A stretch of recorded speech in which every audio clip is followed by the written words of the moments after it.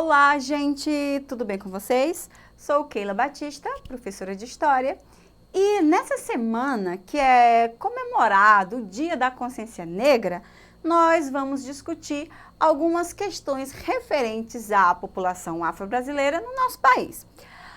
Vocês alunos da segunda série, nós já vimos aqui, né, a questão do racismo, a questão da escravidão, do reflexo, né, dessa escravidão aí para a população negra no Brasil contemporâneo, atual. E hoje a gente vai, né, dentro dessa semana que se tem essa discussão da temática, falar sobre os africanos e afro-brasileiros. Essa relação que se tem, né, entre os africanos que são trazidos aqui para o Brasil, né, do continente africano, trazidos aí como homens escravizados. A gente já fez essa discussão sobre o que é o escravo e o que é o homem escravizado, né? E aí, como isso vai repercutir aí nessa formação desse afro-brasileiro, né? Que tem aí a junção aí dessa população brasileira que é diversa, né? Falando aí de África, né, e de diáspora, né, diáspora africana, a gente tem então aí o termo povo africano, né? O termo povo africano pode referir-se a pessoas que vivem na África ou a pessoas que traçam a sua ascendência a habitantes naturais da África. Isso inclui os membros da diáspora africana, que a gente já discutiu aqui sobre isso, né? O que seria essa diáspora, né? Seria aí esse processo onde os africanos, eles são espalhados, né, por outros continentes aí, são espalhados aí por outros países, e aí nesse processo diaspórico, né, a gente tem a ressignificação cultural, né, a ressignificação de algumas práticas, né, então são esses africanos que são espalhados pelo mundo e carregam, claro, aí as suas questões culturais, tá, pessoal? Resultante, né, essa diáspora africana, ela é resultante do tráfico de escravos do Atlântico, né, como negro britânico, né, por conta aí também dos ingleses, né, afro-latino-americanos, né, afro-americanos, afro-caribenho, afro-canadenses e afro-brasileiros, né. Então, o que é isso? Aí são esses povos africanos, né, que se misturam aí com essas populações, e aí a gente tem esses afros, né, afro-americanos, né, afro-latino-americanos e, caso nosso no Brasil, afro-brasileiro, né. O conceito de black people, né, povo negro, é muitas vezes utilizado como sinônimo de pessoas de ascendência africana, né, em particular aí da África subsaariana, né, que é mais a África conhecida como África Negra, né. Particularmente, então, nas Américas e Europa, né, embora aí os dois termos não sejam considerados sinônimos, né. E aí a gente vai ter, claro, né, que a presença desses africanos no Brasil, né.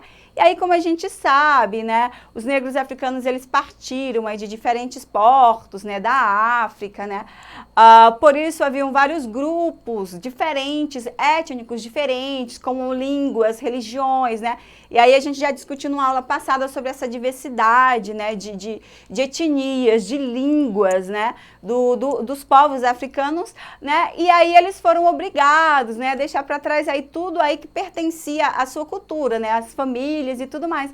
Só que sem jamais esquecer, né, o que aprenderam aí, então, nessas suas terras, né, que aí a gente tem esse processo diaspórico, né, pelo Atlântico.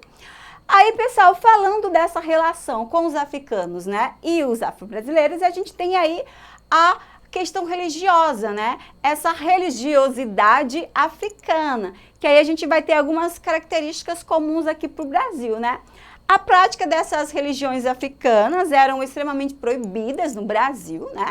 Eram consideradas bruxarias, né? A Igreja Católica fazia questão de pregar apenas aí o culto cristão, né? O cristianismo. E aí, por isso, né, os africanos, né, que chegaram no Brasil, eles cultuavam, então, essas divindades de uma forma secreta, né? Secretamente, né? E eles identificavam, então, características, né, dessas divindades que eles trouxeram dessas religiões com as questões, então, aí dos santos católicos, né? Eles fazem aí essa mescla, né?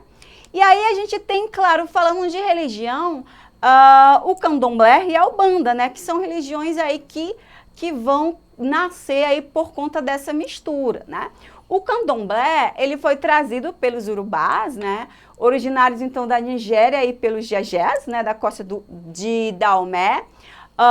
Os bantus também que viveram do sudoeste africano, e eles correspondiam então à maior parte da população, né, que chegaram aqui no Brasil, né, os bantus que a gente também já discutiu sobre isso. E aí eles praticavam, né, o candomblé, e aqui no solo brasileiro eles fizeram aí essa adaptação, tá, pessoal? E aí a gente tem uma questão muito, né, um exemplo muito claro aí desse sincretismo religioso, né, que eles vão fazer para que eles possam continuar aí adorando os seus deuses, né, suas divindades. Eles vão mesclar aí com questões aí do catolicismo, né? Então, quando eles rezavam, né, em língua para a Santa Bárbara, né, que aí é uma santa do catolicismo, eles estavam, na verdade, cultuando Inhaçã, né? E quando rezavam para Nossa Senhora da Conceição, né, ou Nossa Senhora Aparecida, cultivavam então Iemanjá, né? Iemanjá, dependendo aí das questões, ela é relacionada a algumas santas católicas, tá, pessoal? Então esse sincretismo, assim, eu vou usar, isso é uma resistência religiosa, porque a cultura também, a religião é cultura, né? Isso vem com os africanos, e aqui eles fazem essa ressignificação para que eles continuem aí adorando aí os seus deuses, né? E com isso a gente tem aí essas religiões, tá, pessoal?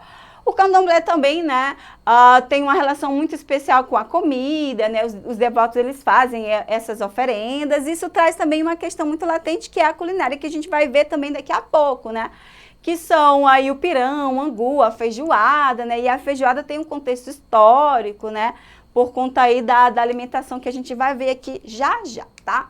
Aí a gente tem a Umbanda, né, que também é uma prática religiosa aí, que nasce aí dessa mistura, que ela incorpora práticas do candomblé, né, do catolicismo e do espiritismo, né? Considerando então que o universo está povoado por entidades que se comunicam através de uma pessoa, que aí vai ser o guia, né? E esse guia, né, se apresenta e incorpora as pessoas. Aí tem a pombagira, o caboclo, o preto velho, né? Que algumas vezes essas palavras são usadas com teor pejorativos, né? Como se essas religiões, elas fossem associadas a algo satânico, né? Algo negativo, né? Onde as pessoas, elas não respeitam aí o direito de credo de cada um, né? De crer no que quiser, de seguir, de professar, então, a sua fé, tá, pessoal? Não estou dizendo aqui que eu não estou defendendo religião, né? Eu estou defendendo o direito, né? A história, ela vem para falar isso, das pessoas professarem a fé que elas quiserem, tá bom? Aí a gente tem, claro, né, pessoal, a capoeira, né? Que aí é um marco também da cultura afro-brasileira, né? Dessa mistura, né? Que está estritamente ligada aí à escravidão, né? Supostamente criada aqui no Brasil, né? Teria surgido a partir de danças africanas acrescentadas a um caráter marcial, né? A fim de deixar, então, os escravos, né, aptos a defender-se, né, e para despistar, então, aí a polícia, né, e aí eles também utilizavam esses cantos africanos, né, e a capoeira, durante algum tempo, né, no Brasil Imperial, ela foi proibida, tinha lei aí que dizia que era vadiagem, as pessoas que praticavam capoeira, elas faziam de forma escondida, né, mas mostra também aí a capoeira como uma dança, mas ao mesmo tempo essa luta, né, então eles acabam também aí disfarçando um pouco essa característica da luta corporal, que também preparava aí os negros para a briga corporal, né? Tanto que na resistência, nos conflitos, eles vão fazer uso aí de capoeira, tá, pessoal? E aí a gente tem a música, né? Também essa influência dos africanos na música brasileira, né?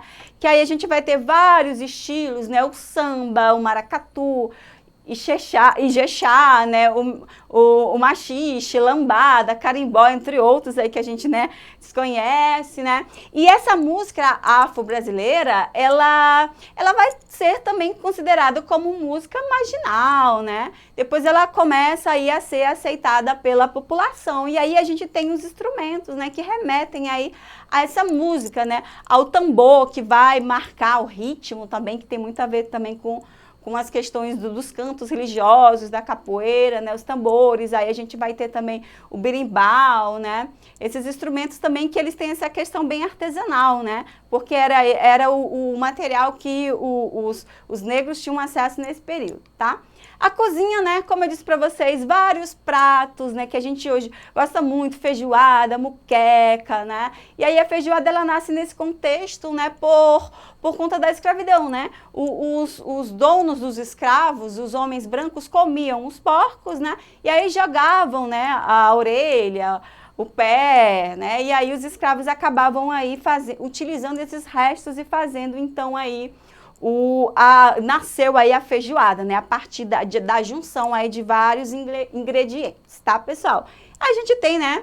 Muqueca, feijoada e vatapá. Eu particularmente gosto de muqueca e vatapá, feijoada não muito, mas assim, faz parte aí da nossa cultura, né? Culinária é cultura também. E aí, pessoal, pra gente ter nessa discussão, eu só queria trazer para vocês uma lei que ela foi aprovada em 2003, né? Que é a Lei 10.639. O que essa lei diz, né? Ela diz que ela estabelece que nesses estabelecimentos de ensino, né, fundamental e médio, oficiais, né, públicos ou particulares, torna-se necessário o ensino sobre história e cultura afro-brasileira, história da África e cultura afro-brasileira, né? Porque faz parte da nossa nação.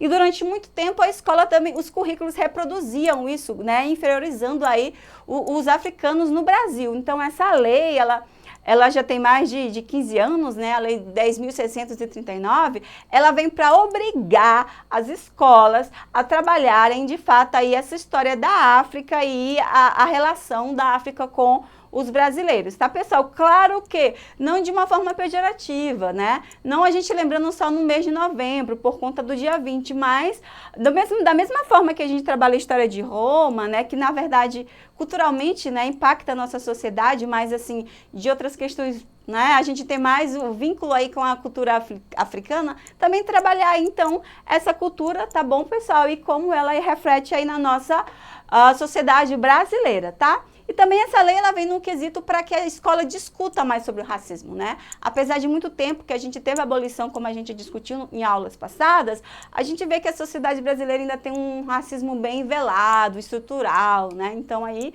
vem para que se discuta essa temática, ok, pessoal? Não esqueçam de acessar a plataforma para terem acesso a esse slide, a outras aulas, e até a próxima!